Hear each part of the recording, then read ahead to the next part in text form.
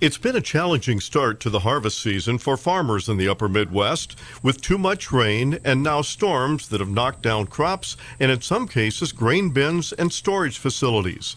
As many as 8 tornadoes were reported in southern Minnesota last week, impacting a large area of the state with straight-line winds of over 70 miles an hour and tornadoes. Brian Weller is an agronomist with CFS in Minnesota.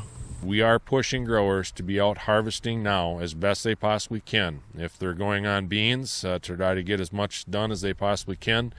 As soon as they decide that it's not good to go on beans, to switch back to corn and take as much corn as they can as soon as they can, because these stalks on these plants were not good prior to the storm, and after the storm they're definitely worse.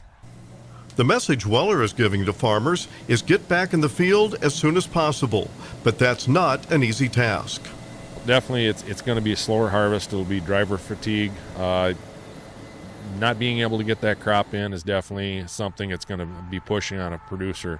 The other thing is that in a lot of these fields, we're going to see some debris out in these fields that maybe producers aren't necessarily looking for all the time, but it's going to be right there, and we potentially could have some equipment issues from that. So it's a safety concern all around, whether it be stress to the operator or others when you're out there combining and seeing debris in the field.